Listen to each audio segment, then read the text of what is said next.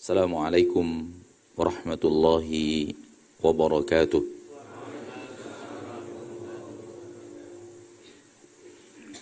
Innal hamdalillah nahmaduhu wa nasta'inuhu wa nastaghfiruh wa na'udzu billahi min shururi anfusina wa min sayyiati a'malina. من يهده الله فلا مضل له ومن يضلل فلا هادي له أشهد أن لا إله إلا الله وحده لا شريك له وأشهد أن محمدا عبده ورسوله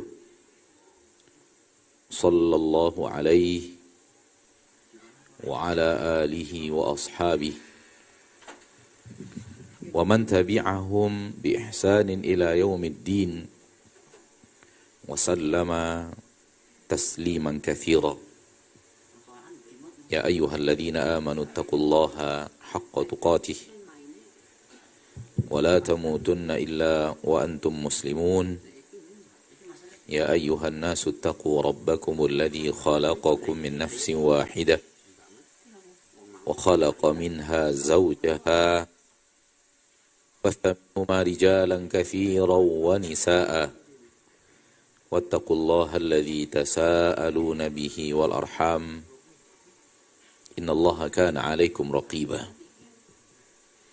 يَا أَيُّهَا الَّذِينَ آمَنُوا اتَّقُوا اللَّهَ وَقُولُوا قَوْلًا سَدِيدًا يُصْلِحْ لَكُمْ أَعْمَالَكُمْ وَيَغْفِرْ لَكُمْ ذُنُوبَكُمْ ومن يطع الله ورسوله فقد فاز فوزا عظيما أما بعد فإن أصدق الحديث كتاب الله وخير الهدي هدي محمد صلى الله عليه وسلم وشر الأمور محدثاتها فإن كل محدثة بدعة وكل بدعة ضلالة وكل ضلالة في النار. معاشر المسلمين معاشر المسلمات, saudaraku saudariku, al-hadirin wal hadirat, al-musyahidin wal musyahidat, para pemirsa dimanapun Anda berada, rahimani wa rahimakumullah. Mari kita bersyukur kepada Allah tabaraka wa ta'ala, Rabb kita, Rabbul Alamin, Rabb seluruh alam, Rabb kita dan Rabb alam semesta, yang telah memberikan kepada kita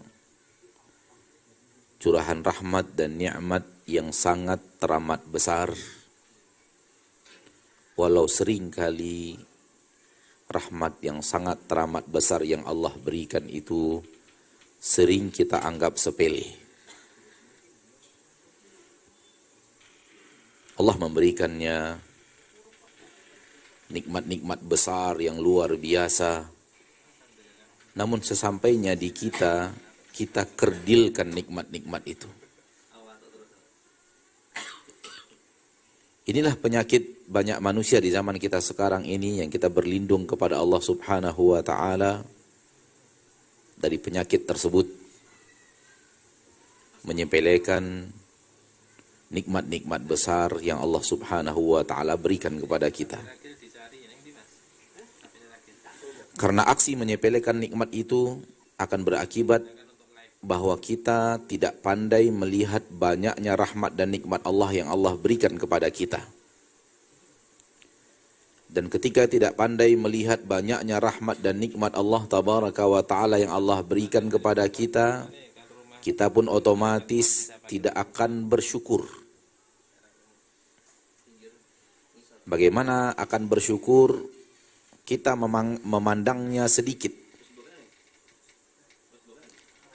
Kalau kita tidak pandai bersyukur, otomatis menjadi kufur.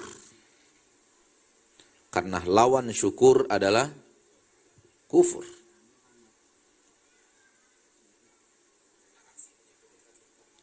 Inna khalaqnal insana min nutfatin amshaj nabtalihi faj'alnahu sami'an basira inna hadainahu sabila imma syakira wa imma kafura.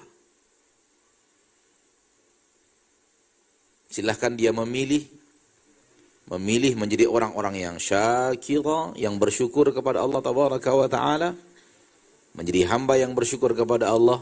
Kalau tidak itu pilihannya, tidak ada pilihan lain, yaitu au kafura, atau menjadi orang yang kufur kepada rahmat dan nikmat Allah subhanahu wa ta'ala. Maka jangan kira ketika kita tidak mahir bersyukur, kita aman. Kalau kita tidak mahir bersyukur kepada Allah, kita terancam azab dahsyat. Karena yang tidak bersyukur kepada Allah berarti kufur. Dan yang kufur kepada Allah terancam dengan azab yang sangat dahsyat. La in syakartum la azidannakum. Kalau tidak pandai bersyukur, datang ayat berikutnya, wala in kafartum inna adzabi lasyadid. Inna adzabi lasyadid, sesungguhnya azabku sangat dahsyat. Untuk siapa? Untuk orang yang kufur. Siapa orang yang kufur? Yang tak pandai bersyukur. Jadi pilihannya cuma dua, bersyukur atau kufur. Tidak ada yang di tengah-tengah, itu enggak ada. Saya bersyukur enggak, kufur juga enggak. Itu enggak ada. Kalau tidak bersyukur, berarti kufur. Ini yang saya katakan tadi, jangan anggap remeh. Manakala kita tidak pandai bersyukur kepada Allah tabaraka wa ta'ala atas rahmat dan nikmat Allah tabaraka wa ta'ala yang Allah berikan kepada kita. Karena kalau tidak pandai bersyukur, ancamannya azab.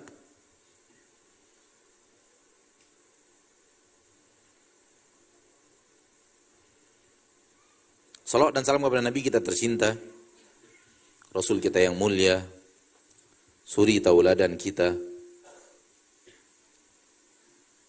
orang yang lebih kita hormati, muliakan, lebih daripada kedua orang tua kita. Kita memuliakan kedua orang tua kita, tapi Rasul lebih daripada itu. Karena itu yang diperintahkan Allah tabaraka wa ta'ala di dalam Al-Quran. Wa in jahadaka ala an tusyrika bima laysa laka bihi ilmun fala tuti'huma wa sahibhuma fid dunya ma'rufa. Kalau mereka berdua mengajak kepada hal yang tidak diridhoi dan tidak dicintai Allah, jangan ikuti mereka. Tapi ikutilah apa yang datang kepadamu dari Allah melalui Rasulullah sallallahu alaihi wasallam. Ma'asyiral muslimin, ma'asyiral muslimat, saudaraku-saudariku rahimani wa rahimakumullah. Kita semua, saya yakin dan percaya, kita semua sepakat dan tidak ada khilaf di antara kita untuk menyatakan Al-Quran adalah petunjuk. Petunjuk untuk hidup kita.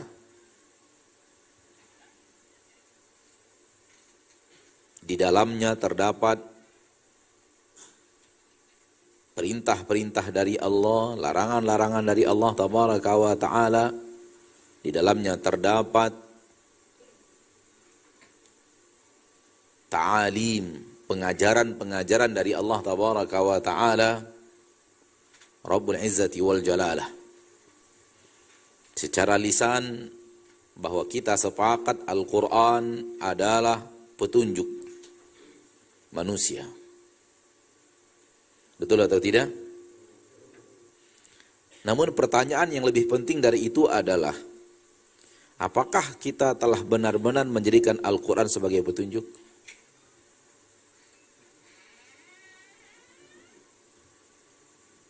Itu yang lebih penting. Lebih penting daripada berkeyakinan, memiliki keyakinan bahwa Al-Quran adalah petunjuk. Yang lebih penting daripada itu adalah menjadikannya petunjuk.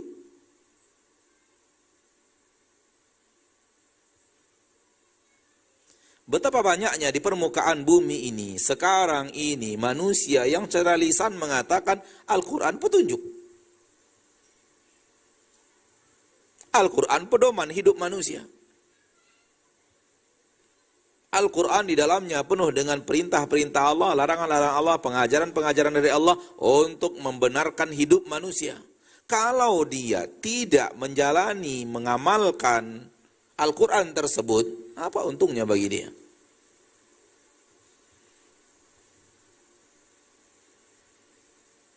Karenanya ketika Nabi SAW mentarbiyah para sahabat dengan Al-Quran, maka tarbiyah Nabi SAW terhadap para sahabat sampai kepada jenjang mengamalkan. Tidak hanya sekedar mengajarkan.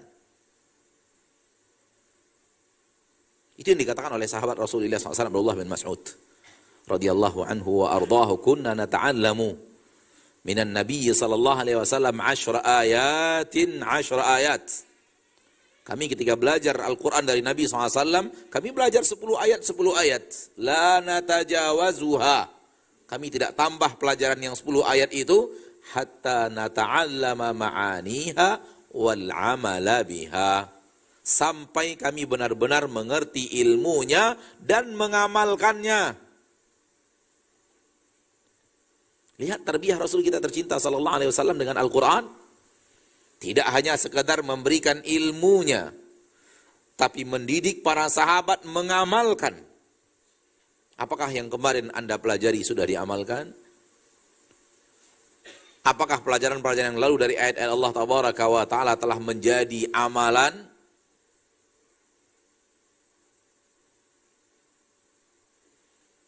Manakala kita melihat kondisi umat Islam sekarang, disitulah titik lemahnya. Titik lemahnya adalah di saat apa yang mereka ketahui dari Al-Quran tidak menjadi pengamalan harian.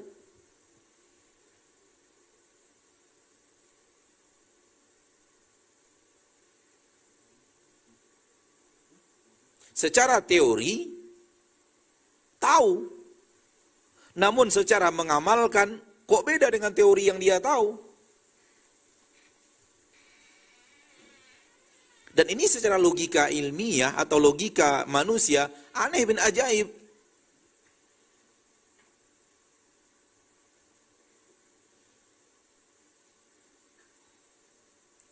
Dia tahu, tapi tidak berjalan di atas apa yang dia tahu.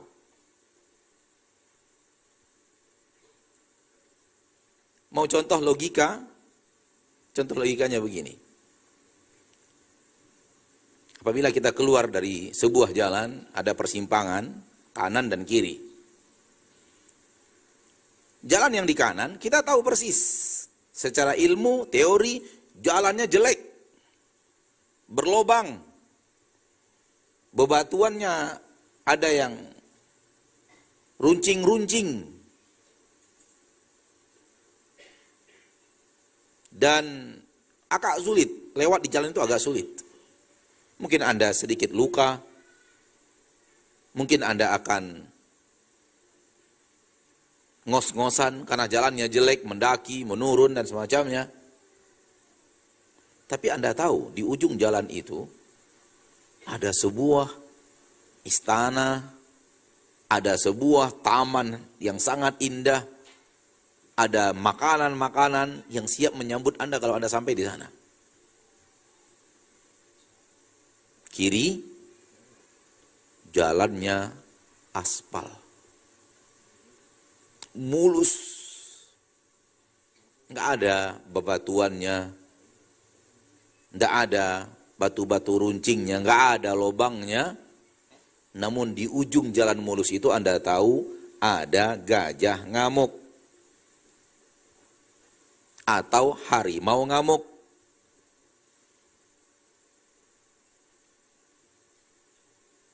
Kira-kira secara logika, kita masih menempuh jalan yang aspal itu kah? Atau kita lebih memilih jalan yang jelek karena kita tahu akibatnya? Mana yang mau kita pilih? Secara logika, kanan, nganan apa ngiri? Karena nggak boleh ngiri. Mau ke kanan atau ke kiri? Jalannya jelek, berlobang, naik turun, bisa dibuat luka kaki kita, apalagi sendal kita putus. Tapi ujungnya itu nikmat. Adapun yang di kiri ini, Masya Allah jalannya mulus. Jangankan batu-batu runcing, debu pun nggak ada mungkin. Tapi di ujungnya ada harimau ngamuk. Mau pilih yang mana? Kanan. Tuh. Bagaimana kalau secara ada orang mengatakan udah nggak peduli ya, yang di ujung ya terserah, di ujung terserah. Pokoknya saya ikut jalan yang mulus aja deh, jalan yang enak gitu. Kira-kira menurut kita gimana orang ini? Waras? Atau kurang akal? Hah? Kalau ada orang yang mengatakan, udahlah yang penting saya jalan mulus ini, bagi saya jalan mulus ini, nggak tahu akibat di ujung terserah, mudah-mudahan sampai di sana harimaunya mati. Yang penting saya ambil jalan ini dulu, yang penting mulusnya ini yang penting dulu. Di sana bisa mati di jalan kita, dan beraneka ragam cara dia sampaikan. Yang penting bagi dia ngambil jalan yang mulus ini. Kira-kira menurut logika orang ini gimana ini? Nggak beres kan? Baik. Ketahuilah saudaraku, dunia dan akhirat bagikan dua jalan tadi. Akhirat bagaikan nganan, penuh duri, jalannya berlobang, tanjakannya tinggi, buat kita ngos-ngosan, kadang kita terluka, kita harus meringis kesakitan, harus keringatan, tapi di ujungnya surga. Bahkan surga itu jauh lebih indah daripada sekedar apa yang tadi saya katakan, ada istana, ada taman, ada buah-buahan. Sementara kiri ini jalan mulus dunia. Jalan yang lempeng, jalan yang indah, dicintai oleh nafsu dan syahwat, dimuluskan nanti untuk mendapatkan ini, mendapatkan itu untuk dunia.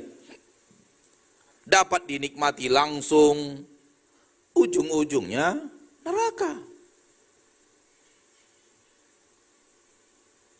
Dan perhatikan, manusia-manusia berapa yang mengikuti petunjuk Al-Quran untuk suruh menempuh jalan yang buruk itu, jalan yang berlobang itu, jalan yang mendaki itu, jalan yang membuat kita ngos-ngosan itu, berapa orang yang ikut? Dan perhatikan orang yang sibuk dengan jalan mulus.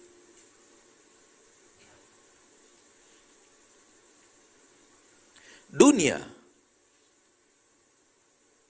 begitu sifatnya. Terlalu banyak menjelumuskan kaki manusia ke neraka. Alhaakumut takatsur hatta zurtumul maqabir.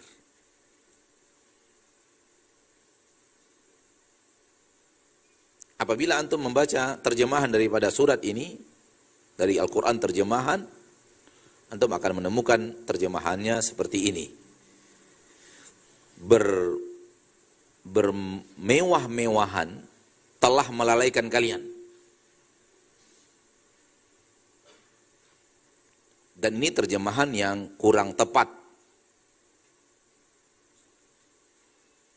Karena Allah menggunakan kalimat at-takatsur, bukan at-tafakhur.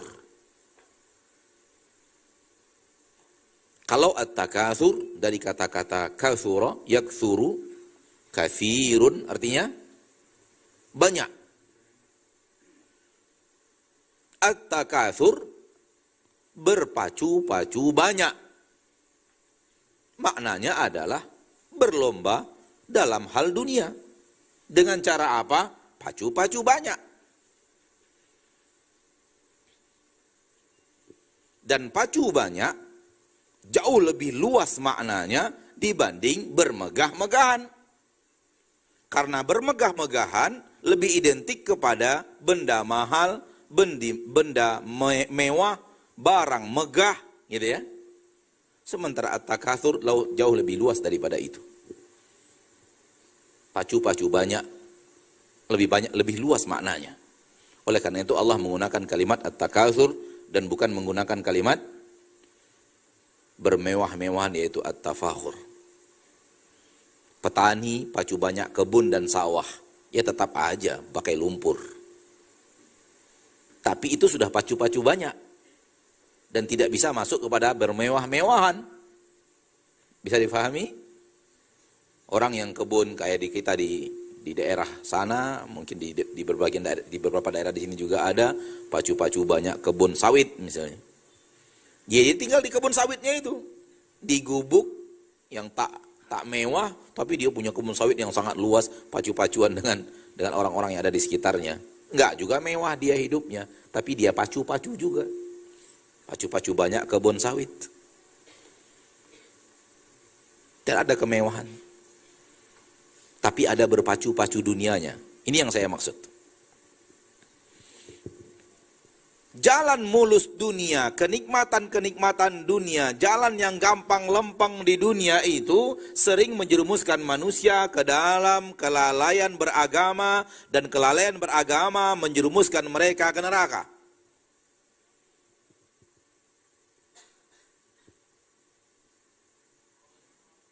Oleh karena itu, petunjuk yang datang dari Al-Quran, yang diturunkan oleh Allah di dalam Al-Quran adalah selalu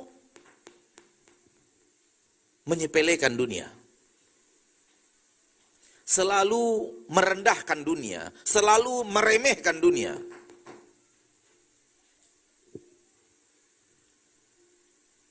Gak ada dalam Al-Quran itu Allah puji dunia, itu gak ada.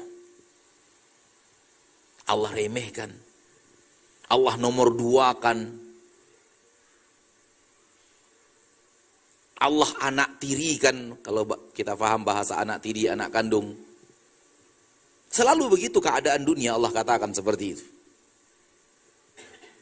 Untuk apa? Agar kita tidak menjadikannya nomor satu. Itu yang ada di dalam Al-Quran. Namun kulli billahi alaikum, tolong jawab, apakah manusia sekarang mengedepankan kehidupan dunia atau menomorduakannya dan mengedepankan kehidupan akhirat? Yang mana yang dilakukan manusia sekarang? Nggak ada yang jawab kayaknya. Saya ngomong sama siapa ini kayaknya sekarang?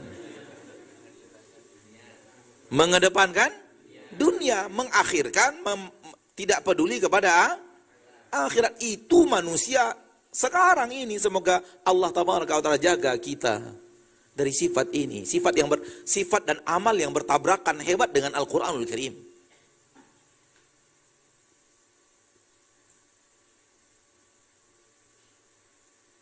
Dan ini aib orang yang tidak kembali kepada Al-Quran, apalagi orang yang sudah rajin baca Quran.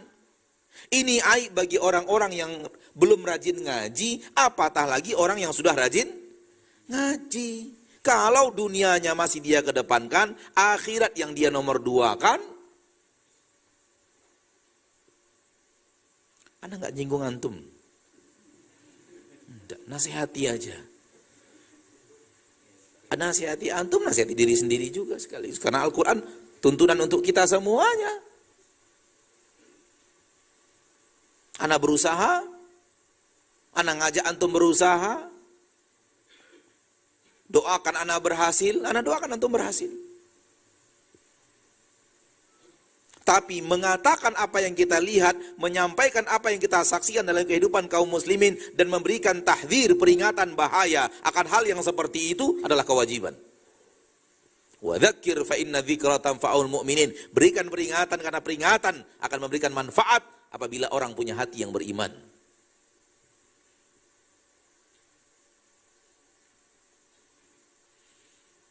Ayat-ayat Allah, hadis-hadis Rasulullah SAW selalu menyepelekan dunia dan selalu mengangkat-ngangkat akhirat. Namun amalan manusia terbalik. Justru dunia yang dia angkat-angkat, dunia yang dia sebut-sebut, dunia yang dia jadikan incaran-incaran, akhirat di nomor sekian kan. Saya selalu mengatakan, dan saya ulang-ulang, banyak orang hidup sekarang ini, kalau urusan akhirat, urusan ala kadar.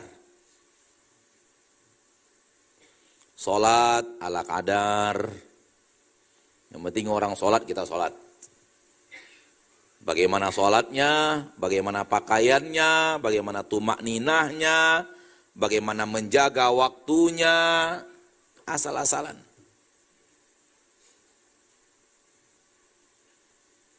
Baca Al-Quran, asal-asalan juga.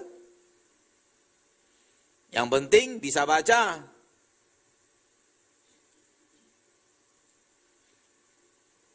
Kalau dihadapkan kepada orang yang ahli membaca Al-Quran, mungkin Al-Fatihah kita juga banyak yang salahnya. Al-Fatihah banyak salah.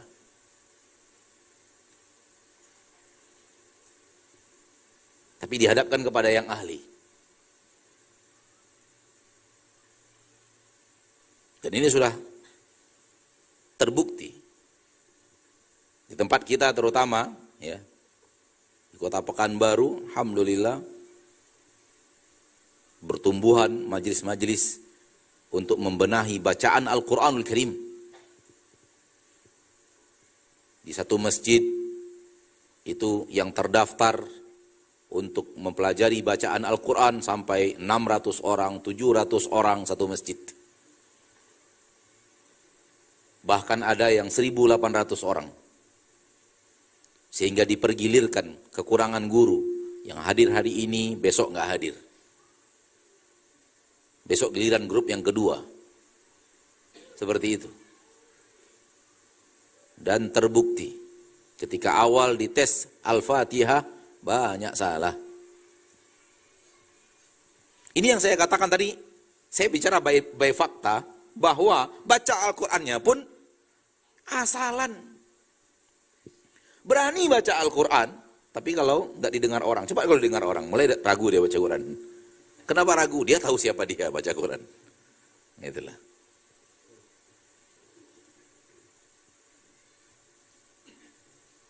Baik. Infak dan sedekah ala kadar. Sisa-sisa belanja pasar, infak no. Ya. Sisa-sisa apa lagi? Sisa-sisa naik angkot, infak.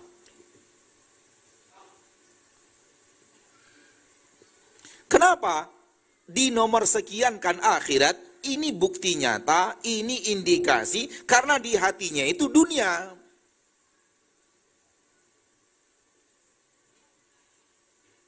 Ini rahasia ibu-ibu. Saya dapatnya dari bapak-bapak. Ibu-ibu itu, kalau sudah mau kondangan, semua bajunya lama. Mana baju baru? Nggak ada, ini mau kondangan. Tapi giliran disuruh menginfakkan baju, semuanya baru. Oh ini, wah ini masih baru. Oh ini masih baru. Saya dapat rahasia itu dari bapak-bapak. Kalau sudah urusan dunia, aduh, ini lama ini, mana yang baru? Nggak ada yang baru. Kenapa? Dia memprioritaskan untuk pakaiannya kalau sudah berhubungan dengan dunia. Infak urusan akhirat.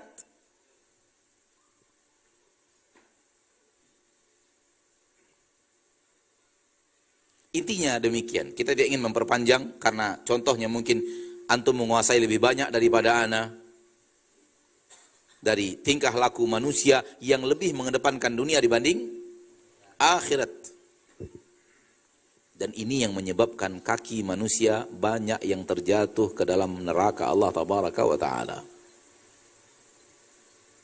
Karena cinta mereka terhadap dunia. Imam Ahmad meriwayatkan hadis yang sahih.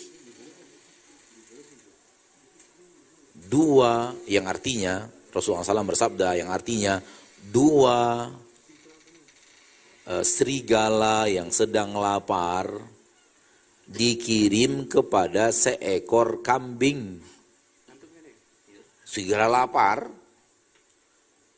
mencabik-cabik satu ekor kambing. Satu serigala lawan satu ekor kambing aja kambing nggak kuat. Ini dua serigala, bukan serigala biasa, serigala yang sedang lapar.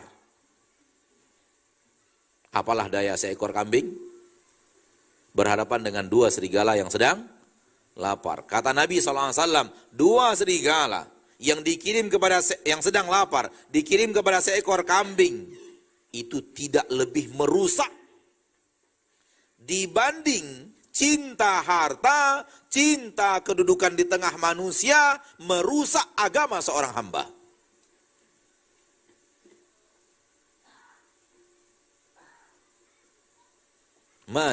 Madhi'bani ja'i'ani ursila ala ghanam bi afsada min hubbil mar'i lil mali wasyarafi lidinihi.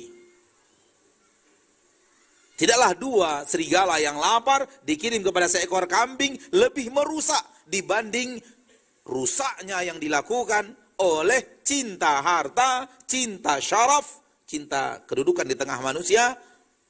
Kedua ini merusak agama seseorang.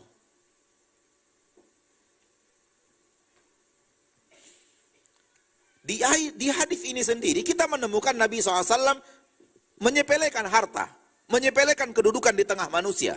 Betul atau tidak? Sementara manusia sekarang apa? Memang ngejar-ngejar harta, memang ngejar-ngejar kedudukan di tengah manusia. Nabi mengatakan merusak agama, itu yang banyak dilakukan orang sekarang.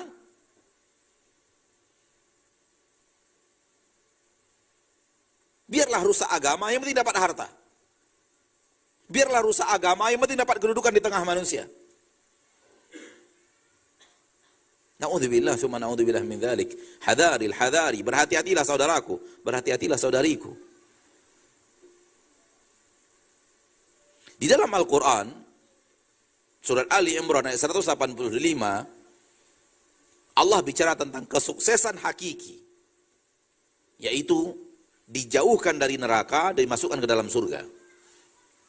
Faman zuhziha 'anil nari wa udkhilal jannata faqad faz. Barang siapa yang dijauhkan dari neraka, dimasukkan ke dalam surga, faqad faz. Sungguh dia telah beruntung, dia telah berjaya, dia telah menang, dia telah sukses.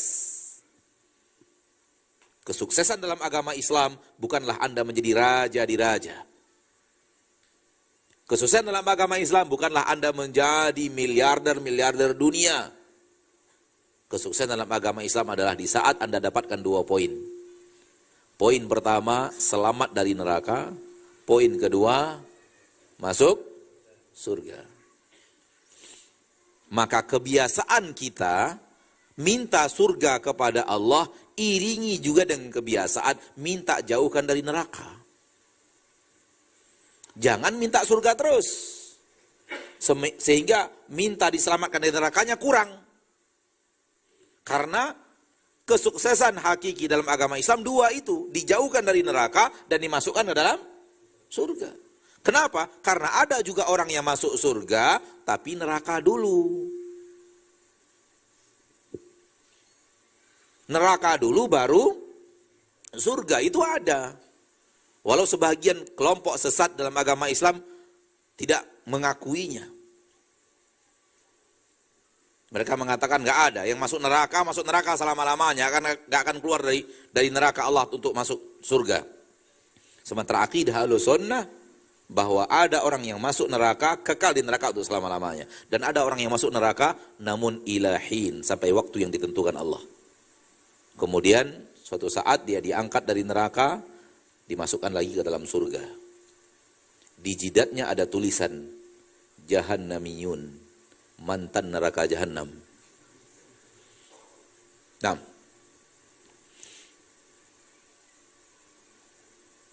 oleh karena itu minta surga kepada Allah iringi dengan permintaan dijauhkan dari dari neraka. Karena kesuksesan itu adalah dua syarat.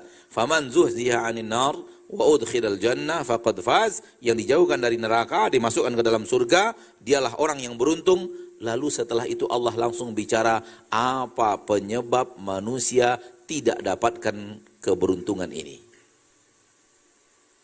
Apa yang menipu manusia sehingga tidak mendapatkan keberuntungan ini? Apa itu keberuntungan yang tadi? Jauh dari neraka, dimasukkan ke dalam surga. Langsung Allah setelah itu berbicara penyebab manusia tidak sukses, yaitu wamal hayatud dunya illa mata'ul ghurur.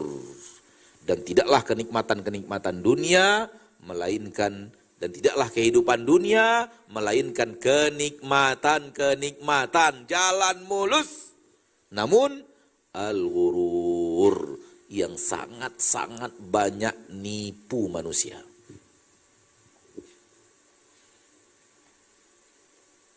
Ghurur artinya nipu yang banyak sekali nipunya. Sering sekali nipunya.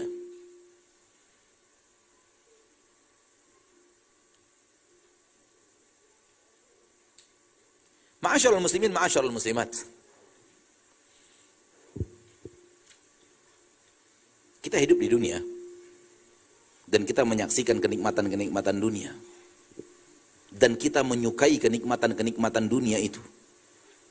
Di saat kita nampak kenikmatan dunia itu dan kita bisa saksikan kenikmatan dunia itu dan bisa kita rasakan kenikmatan dunia itu, ketika itu Allah katakan, jangan cintai itu, cintai akhirat. Di situ letak beratnya. Yang dicintai, yang ada di hadapan mata, yang bisa dirasakan seketika, yang bisa dinikmati di depan mata, disuruh jangan dicintai itu. Namun kecintaan Anda arahkan ke akhirat, ke surga Allah Subhanahu wa ta'ala. Di sini Allah tabaraka wa ta'ala yang memberikan kepada kita ujian. Ma'asyarul muslimin, ma'asyarul muslimat, kita yang mana yang mau kita dahulukan? Mana yang mau kita dahulukan? Kesukaan kita terhadap dunia, kecintaan kita terhadap dunia, kenikmatan dunia yang ada di hadapan mata kita, atau apa yang Allah minta dari kita, yang Allah perintahkan kepada kita, yang Allah suruh kepada kita, cinta itu ke akhirat. Disinilah manusia sering salah memilih. Dia lebih memilih yang di depan matanya dibanding yang dijanjikan Allah tabaraka wa ta'ala di akhirat.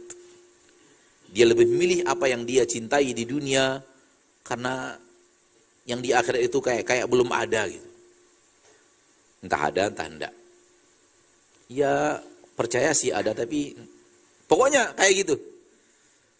Banyak manusia sekarang itu akhirat itu gimana ya? Ya udah. Dapat alhamdulillah, nggak dapat. Kayak gitu, nggak keseriusan untuk, tak sama dengan keseriusan tungkus lumusnya manusia mencari dunia. Dan percaya tidak percaya, inilah penyebab kelemahan manusia, umat Islam, sehingga menjadikan umat Islam lemah dan membuat umat Islam itu disepelekan oleh musuh-musuhnya. Ini dia penyakitnya yang disebut oleh Nabi SAW dalam hadis yang riwayatnya Hasan ya, dari Imam Ibnu Majah, Imam Ahmad juga meriwayatkan, Imam Tirmidzi, bahwa penyebab umat Islam itu lemah, penyebab umat Islam itu dihinakan oleh musuh-musuh Islam karena cinta dunia dan takut mati. Rasulullah SAW bersabda di dalam hadis, ya, yushiku an tada'a alaikumul umamu kama tatada'al akalatu ila qas'atiha qila aw min qillatin bina yawma idzin ya Rasulullah qala bal innakum yawma idzin katsir walakinnakum ghutha'un ka ghutha'is sail wa qad nazala bikumul wahnu qila wa mal wahnu ya Rasulullah qala Hubbud dunya wa karahiyatul maut. Hampir-hampir tiba saatnya, kata Nabi SAW, kalian akan dipecah belah, dicabik-cabik oleh musuh-musuh kalian. Bagaikan orang-orang yang doyan makan, mencabik-cabik makanan di atas meja hidangan.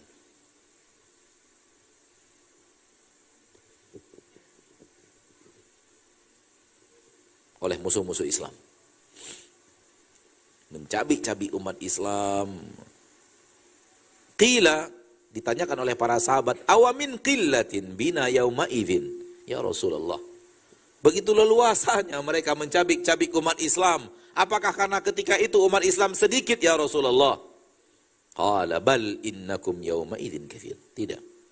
Bahkan kalian waktu itu banyak.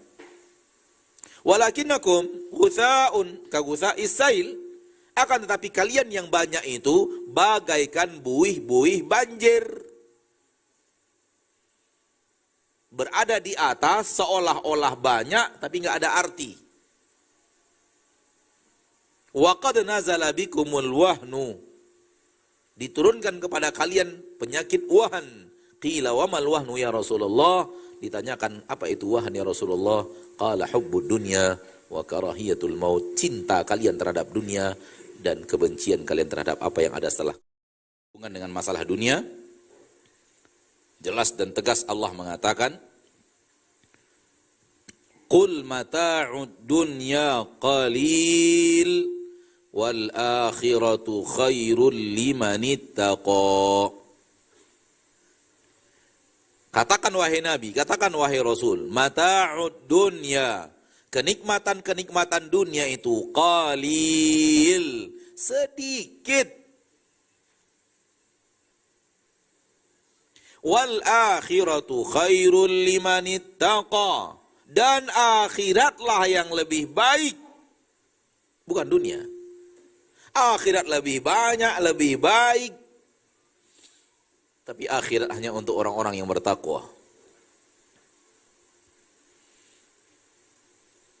Ma'asyiral muslimin, dalam ayat ini Allah mengatakan kenikmatan dunia itu sedikit.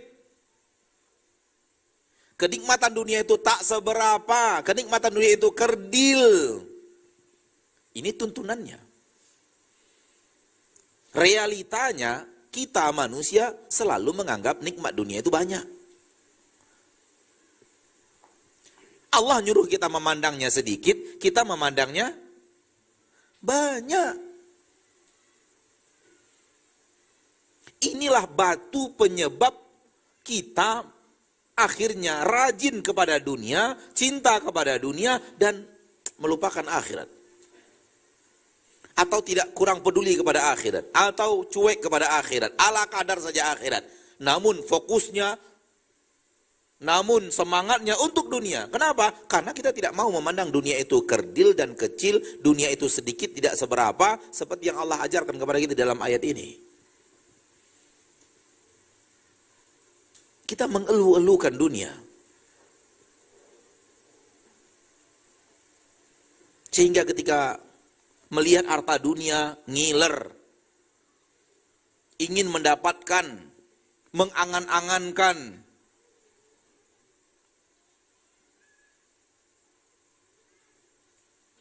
Allah di dalam Al-Quran suruh kita memandang dunia, perhiasan dunia itu sedikit. Tapi kita tidak mau ikut tuntunan itu. Kita justru memandang dunia itu banyak. Sehingga akhirnya apa? Akhirnya lihat sekarang pembicaraan manusia. Banyaknya harta si anu, banyaknya harta si anu, banyaknya harta si anu, suksesnya si anu, suksesnya si anu. Coba lihat. Rata-rata manusia sekarang banyak tahu itu. Pemain bola terkaya dunia siapa? 10 manusia terkaya di Indonesia. 10, 20 nama terkaya di Asia. Itu suka itu baca. Fulan orang terkenal, entah siapa terkenalnya, kita tidak peduli apakah dia kafir, tidak kafir. Mobil mewah hanya ada berapa. Itu suka tuh. Manusia bicarakan itu, nonton itu, mengetahui itu. Kenapa? Karena merasa banyak. Coba kalau kita pandang itu semua kerdil, untuk apa dibicarakan? Karena sudah merasa banyak, akhirnya tertarik untuk mencari, capek mencari sampai mati, nggak dapat sebanyak itu juga. Akhirat terlalaikan. Ma'asyiral muslimin, ma'asyiral muslimat, rahimani wa rahimakumullah. Ketika Allah menyuruh memandang dunia itu sedikit, pandanglah sedikit. Karena kalau kita sudah pandai memandangnya sedikit, takkan tergiur. Untuk kita ambil dunia itu, kita lalaikan akhirat. Kita akan mengambil dunia sekedar yang dihalalkan Allah subhanahu wa ta'ala. Apa yang Allah halalkan itu yang saya ambil. Berapa yang Allah mudahkan itu yang saya ambil. Bahasa saya ambil dari dunia ala kadarnya. Ala kadar yang saya maksud, seberapa yang Allah mudahkan saja. Saya tidak tatallu', tidak mengejar-ngejar atau mata saya mengarah kepada yang lebih banyak, yang lebih banyak, yang lebih banyak. Berapa yang Allah mudahkan dari usaha yang saya lakukan, dari ikhtiar yang saya lakukan, Allah mudahkan segitu, udah segitu saja. Saya nikmati, saya syukuri, saya jadikan untuk ketaatan kepada Allah tabaraka wa ta'ala, dan untuk seperti itu. Dan yang seperti ini orang hidup nggak banyak. Lihat Al-Quran surah Ali Imran ayat 14.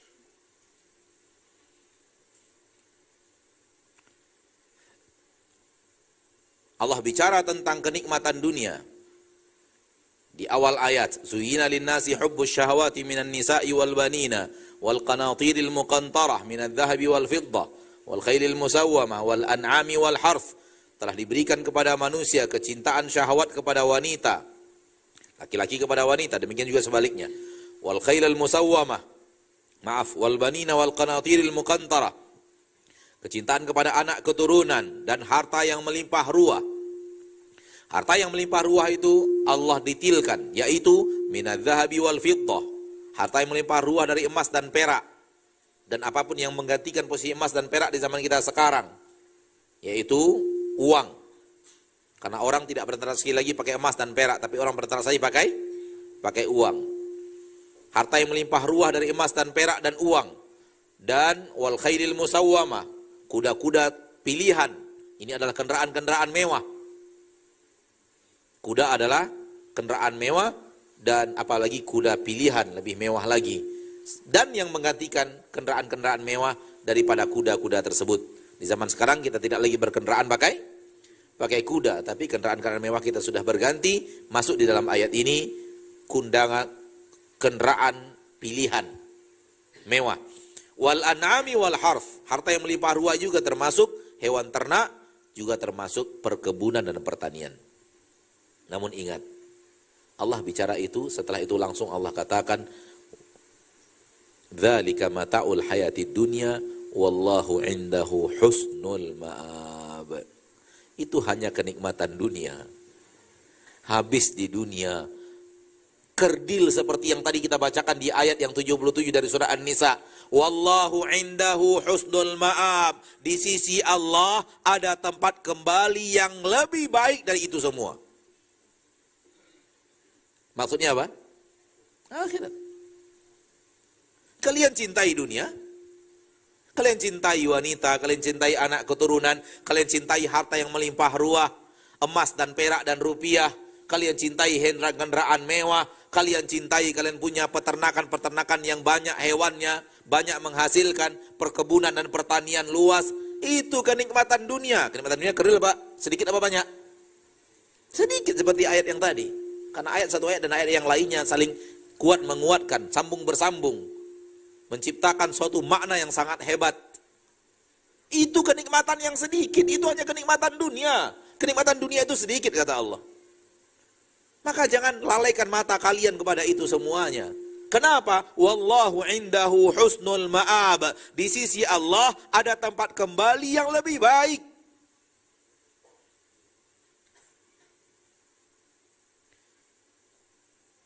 Namun manusia lebih cinta kepada yang tadi itu. Kepada kenikmatan-kenikmatan dunia yang disebut di awal yang pertama. Dan melalaikan ayat yang terakhir, dan itu yang lebih penting.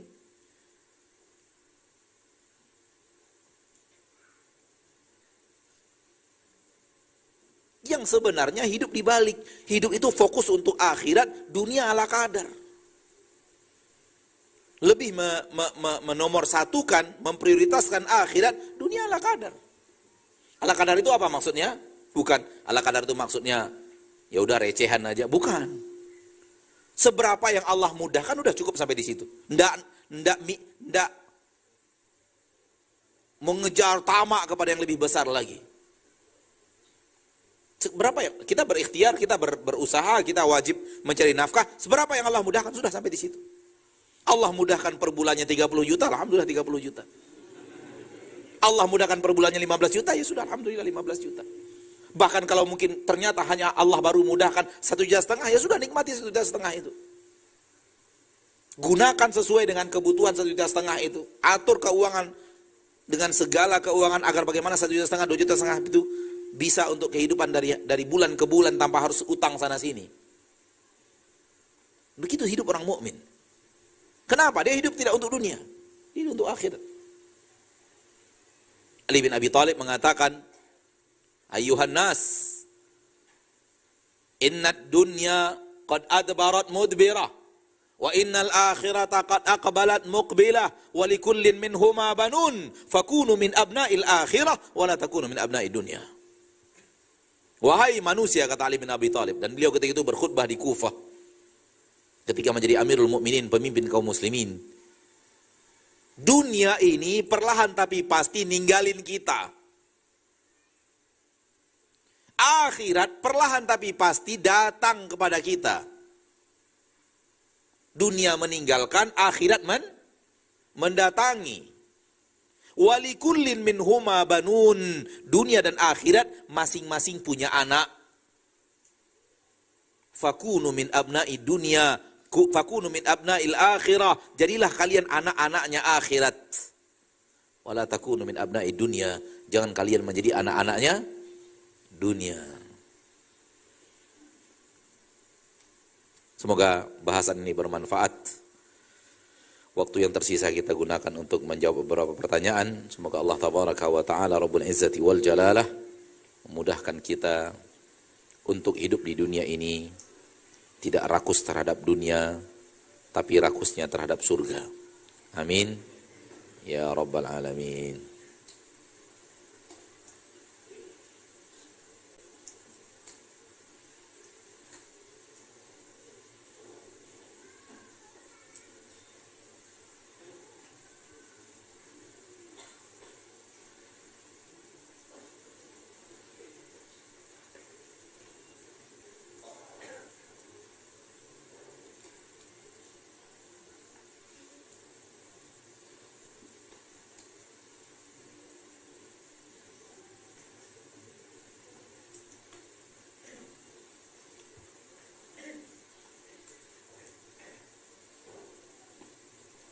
Pertanyaan pertama, apakah kita boleh mengambil dunia namun untuk kepentingan akhirat? Misalnya berinfak untuk anak yatim piatu, berinfak untuk membebaskan lahan-lahan pondok pesantren, berinfak memberikan orang tua untuk menyenangkan hati orang tua dan semacamnya.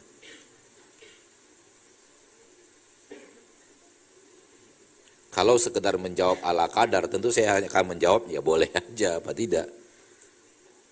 Justru kita disuruh oleh Allah tabaraka wa ta'ala mencari nafkah agar kita punya, setelah kita punya, kita disuruh berinfak. Ketika Allah suruh kita berinfak, itu artinya Anda mencari nafkah, dapat nafkah, infakkan. Itulah. Karena nggak mungkin, kalau Allah suruh kita berinfak, namun Allah larang kita mencari nafkah. Itu nggak mungkin. Oleh karena itu tak ada sedikit pun larangan mencari nafkah, bahkan berikhtiar untuk hal yang memberikan manfaat diperintahkan Nabi, termasuk mencari nafkah.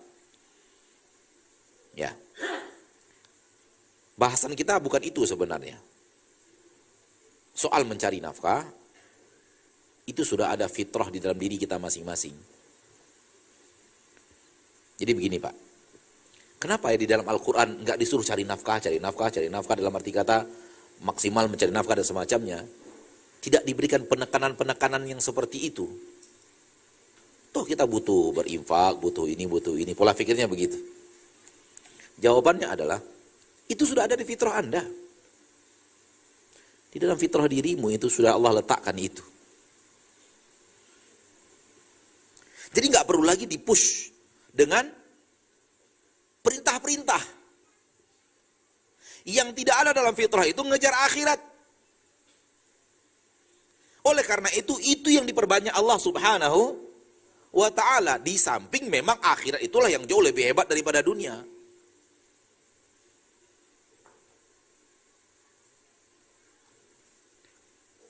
Antum bisa bayangkan, di dalam Al-Quran, perintah untuk menyepelekan dunia, membesarkan akhirat. Menyepelekan dunia, membesarkan akhirat. Menyepelekan dunia, membesarkan akhirat. Itu isi Al-Quran. Oke? Realita dalam kehidupan manusia gimana? Justru terbalik kan? Besarkan dunia, sepelekan akhirat. Antum bisa bayangkan nggak? Kalau di dalam Al-Quran perintah untuk ngejar dunia. Oh, lebih sesat lagi. Seperti itu perintah Al-Quran, sesatnya luar biasa manusia sekarang. Karena dunia. Antum bayangkan nggak kalau di dalam Al-Quran ada perintah untuk perbanyaklah hartamu, untuk perbanyak infakmu, seperti pertanyaan ini.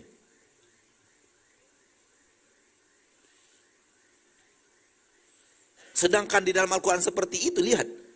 Bal tu'thirunal hayatad dunya wal akhiratu khairu wa abqa.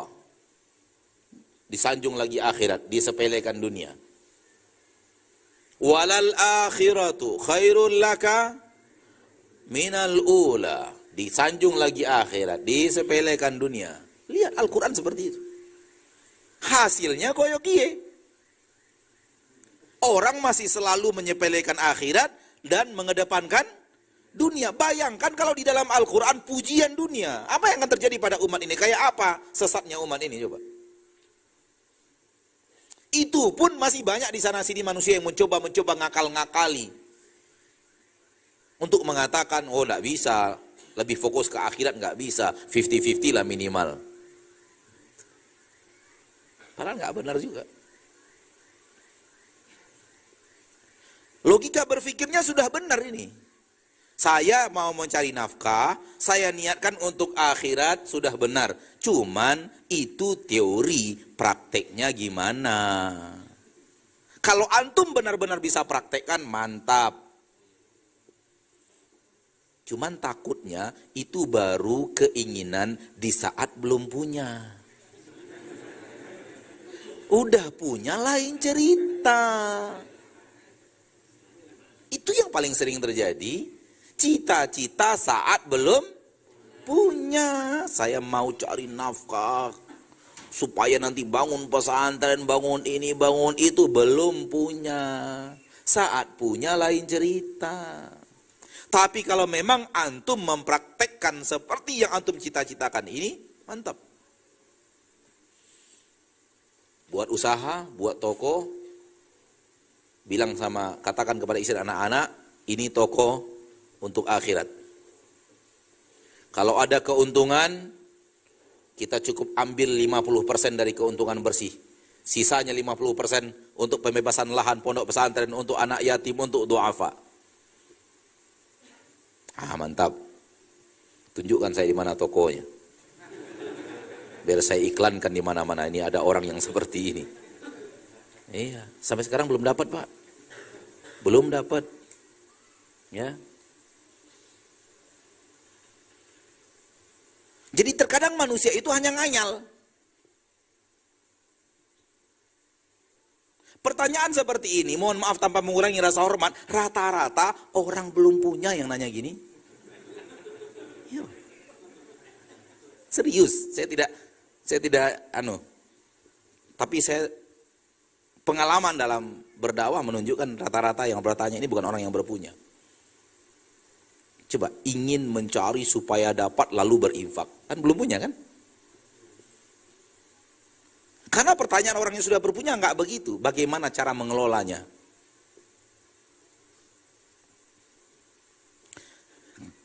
Iblis pintar. Syaitan dan antek-anteknya pintar. Dia mencoba masuk dulu dari jalan yang kayak benar untuk menarik kepada jalan yang salah. Kalau memang Anda ingin berinfak, tidak perlu harus nunggu kaya loh.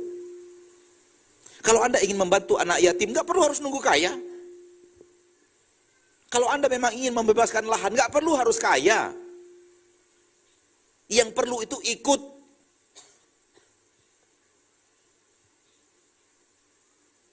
Karena Allah tidak pernah menyuruh kita berinfak pakai angka-angka.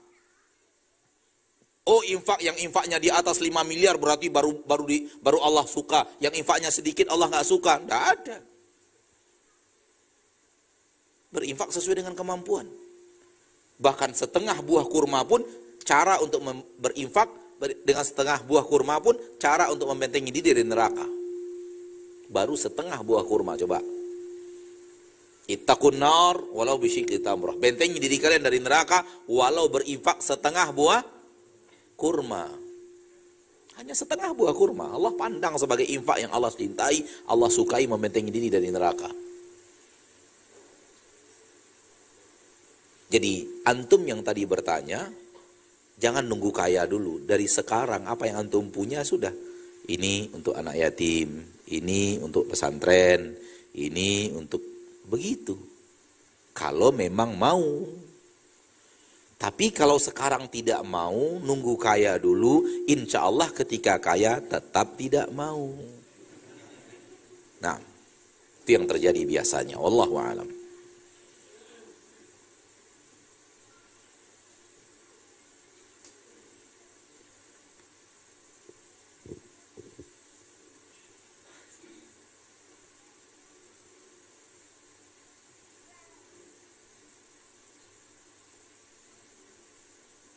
Ustadz, mohon saran bagi kami para pemuda yang banyak menghabiskan waktunya untuk dunia yang tidak bermanfaat. Seperti sering bermain game online, berpacaran dan lainnya. Berpacaran itu sudah haram. Bukan tidak bermanfaat. Itu sudah haram itu.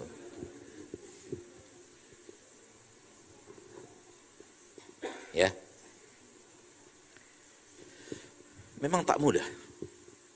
Saking tak mudahnya, Nabi mengatakan kalau orang sudah sampai kepada titik meninggalkan, dia rajin meninggalkan hal yang tidak bermanfaat, itu tanda agama Islamnya bagus. Min husni islamil mar'i tarkuhu ma la ya'ni. Dan untuk mencapai Islam yang bagus itu perlu latihan. Perlu semangat. Kadang-kadang perlu guru, perlu teman, perlu lingkungan untuk bisa mencapai Islam yang baik itu. Karena semakin seseorang peduli dengan agamanya, dia semakin peduli kepada apa yang membuat dia lalai beragama. Sampai hal-hal yang mubah pun dia tinggalkan, banyak dia tinggalkan karena dia ingin memanfaatkan waktunya untuk hal yang Allah cintai, Allah ridhoi dan bermanfaat untuk akhiratnya. Seperti itu. Dan untuk mencapai jenjang itu perlu latihan jenjang sebelumnya sampai kepada titik yang luar biasa itu. Untuk langsung loncat, langsung sampai ke atas itu nggak bisa. Karena naik ke atas itu berjenjang dan bertangga. Kadang-kadang kita sering menanyakan sesuatu yang jauh di atas kita, supaya mendapatkannya kepada Ustadz kita tanyakan rumus terhebatnya gitu. Apa namanya? Tips paling manjur gitu. Itu sering ditanyakan seperti itu. Ya, agama ini bukan instan. Untuk menjadi seorang yang beragama nggak bisa instan. Salah seorang ulama salaf mengatakan, aku beribadah kepada Allah dan memaksakan diri beribadah kepada Allah 20 tahun, baru setelah itu aku merasakan nikmatnya beribadah. 20 tahun memaksakan diri. Seperti itu. Latihan. Wallahu ta'ala alam. Bagaimana menyikapi orang yang memfitnah kita, mencari-cari kesalahan kita, memandang rendah kita? Biarin aja. Ngapain diopenin? Biarin aja. Karena kita di dunia ini tidak hidup untuk memuliakan diri kita. Kalau ada orang yang merendah-rendahkan kita dengan cara menyebut-nyebut kita hal yang tidak kita sukai tentang diri kita, katakan kepadanya, baru segitu, maksudnya katakan kepadanya itu dalam hati, tidak perlu diucapkan. Katakan kepada orang-orang yang seperti itu, yang merendahkan kita, menyepelekan kita, atau mungkin menyebutkan kesalahan kita, katakan kepada orang itu di dalam hati, baru segitu yang kamu sebut ya. Demi Allah, aku tahu diriku lebih buruk dari yang engkau sebut. Baru segitu dosaku yang kau tahu. Aku tahu dosaku lebih banyak daripada yang kau sebut itu. Kalau begini kita menyikapi orang-orang seperti ini, tidak akan kita marah-marah mencak-mencak. Kita marah, kita mencak karena kita mencoba untuk mengangkat diri kita di tengah manusia. Harga diri kita bela-belain.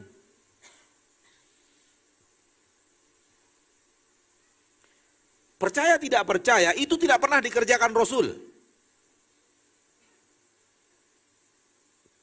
Padahal beliau manusia yang harga dirinya paling tinggi. Lihat betapa banyaknya fitnah kepada Rasul. Lihat betapa banyaknya orang-orang yang merendahkan Rasul. Lihat betapa banyaknya orang-orang yang menghina Rasul. Pertama, Rasul tidak pernah balas. Kedua, Rasul tak sakit hati. Ketiga, Rasul membiarkan saja. Keempat, Rasul memaafkan.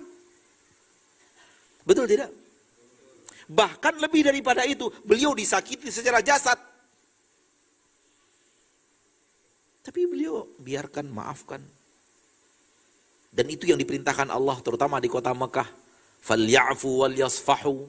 Maafkan mereka, orang-orang Quraisy, biarkan saja, jangan openin.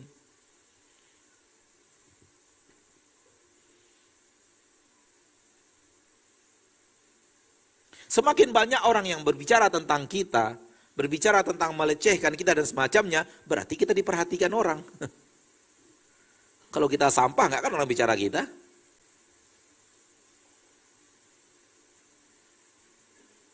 Oleh karena itu, jangan balas kesalahan orang kepada kita dengan kesalahan yang sama.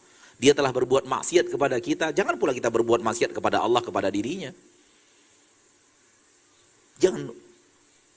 Jangan balas keburukan dengan keburukan. Itu yang diajarkan oleh Nabi kita tercinta Muhammad Sallallahu Alaihi Wasallam. Memang wajib kita sadari diri ini kotor. Diri kita ini kotor. Emang diri kita bersih apa? Banyak sekali maksiat kita kepada Allah Tabaraka wa Ta'ala. Semoga Allah ampuni. Dan untuk itulah kita memperbanyak istighfar, minta ampun kepada Allah. Untuk itulah kita berruku dan bersujud kepada Allah agar Allah ampuni dosa dan kesalahan kita. Karena memang kita kotor. Nah kalau kita kotor, orang bicara tentang diri kita, ngapain kita harus marah? Percaya tidak percaya, ketika kita marah, membela diri, ngamuk, itu hanya mempertahankan harga diri. Seberapa sih harga diri kita yang harus dipertahankan? Rasulullah saja tidak mempertahankan harga dirinya.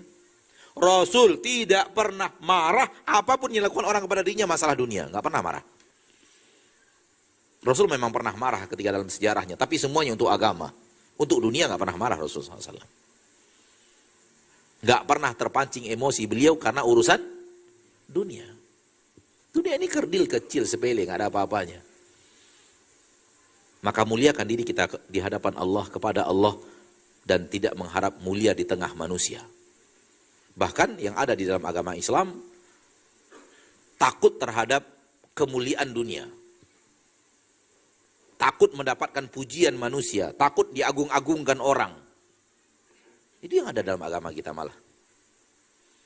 Wallahu ta'ala a'la wa a'lam bis-shawab.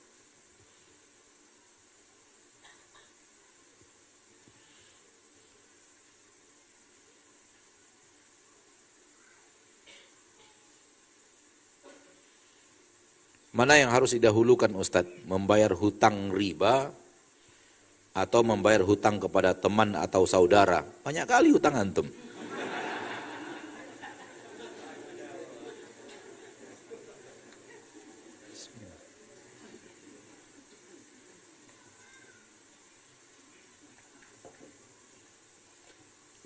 hidup itu enak gak punya hutang. Maka yang belum berhutang, di antara antum yang belum berhutang, tekadkan gak akan berhutang. Kecuali darurat. Misalnya untuk makan gak ada, misalnya beras gak ada. Kalau hutang beras berapalah hutangnya? Mudah bayarnya insya Allah.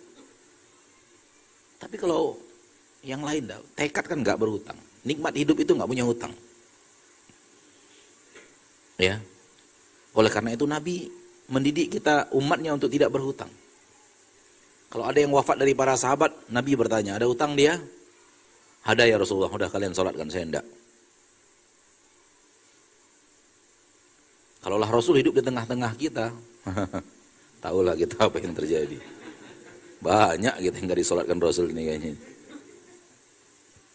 Untuk apa? Itu untuk mendidik umat Islam. Kecuali kalau dia ada hutang, ya Rasul, saya yang bertanggung jawab untuk melunasinya. Udah disolatkan oleh Rasul. Tapi kalau ditanyakan sahabat, kalian ada hutang?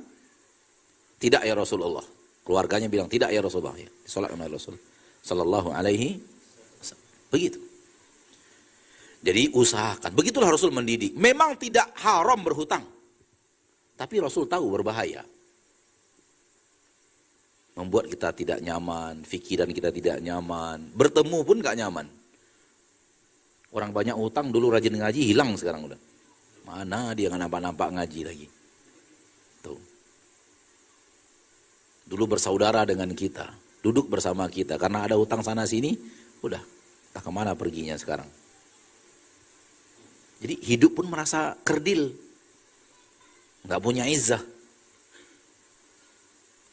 Hutang itu, ya ini pengalaman ya, pengalaman manusianya, ketika membelanjakannya, bagaikan membelanjakan harta kita. Ketika membayarnya, bagaikan memberikan harta kita ke orang. Jadi berat. Membelanjakannya bagaikan membelanjakan harta kita, rasa-rasa membelanjakan harta sendiri. Begitu membayarnya, rasa-rasa memberi uang kita diberikan ke orang gitu loh. Maka Rasulullah SAW mendidik kita untuk tak membiasakan diri berhutang. Begitulah Rasul. Kalau berhutang hal yang penting, sangat penting, yang mesti harus. Dan itu berhutang kepada orang yang gampang untuk dia mengundurnya apabila kita memang belum punya uang dan semacamnya. Utang-utang yang seperti ini dibolehkan. Ya. Wallahu ta'ala alam. Jadi seperti yang ditanyakan penanya tadi, dua-duanya kewajiban. Disebabkan antum sudah berhutang, maka dua-duanya kewajiban. Sekiranya yang saudara antum, keluar teman antum itu tadi masih longgar, terserah nanti kapan bayarnya, bisa diundur, ya dahulukan dulu yang hutang yang ada dosanya, yaitu riba. Wallahu ta'ala a'la wa a'lam bissawab.